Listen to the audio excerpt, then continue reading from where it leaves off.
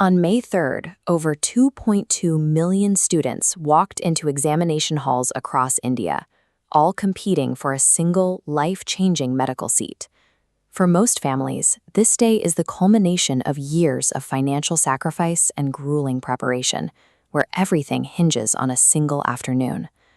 To protect that investment, the National Testing Agency promised an airtight security apparatus. They deployed GPS-tracked vehicles to transport papers and required biometric verification for every student at the door. This centralized hub was the core of that promise, a control room using AI-assisted CCTV monitoring to watch over every hall in real time. The system was designed as a perfect high-tech shield for the millions of futures at stake. But on May 12th, exactly 9 days after the papers were collected, the government announced the total cancellation of the exam.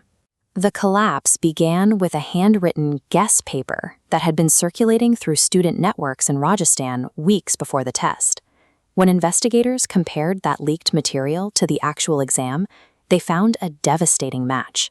Out of 410 questions in the circulated PDF, 120 appeared on the test. The 2026 leak represents the latest link in a chain of exam compromises that has persisted for over a decade.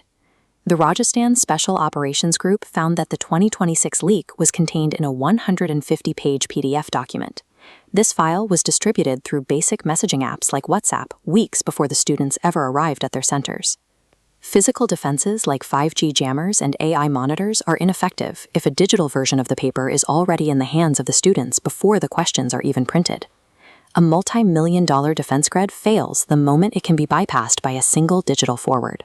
This pattern of failure reaches back to 2015, when the Supreme Court of India voided the National Medical Entrance Exam entirely following established mass leak. Between 2020 and 2021, the problem shifted to solver gangs, organized rackets that used impersonators to bypass biometric systems and physical monitoring.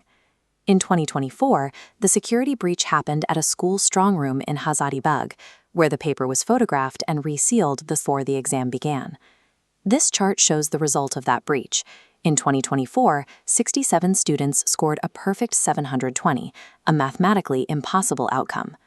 Beyond medical seats, the NTA's track record shows a wider institutional struggle, with 16 different national exams postponed since its establishment. While the methods used by cheating mafias continue to evolve, the structural vulnerabilities within the agency remain static. In the wake of the 2026 cancellation, the government stripped local control and ordered a comprehensive probe by the Central Bureau of Investigation. The NTA announced a re-examination and an automated refund policy for registration fees, attempting to manage the logistical fallout. However, a returned fee cannot account for the 2 years of preparation, the coaching costs, and the mental strain placed on these students. These administrative responses address the symptoms of the leak, but they do not solve the cause.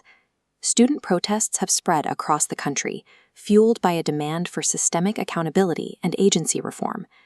The economic reality is that as long as medical seats remain scarce and the stakes remain this high, a black market for test papers will continue to exist.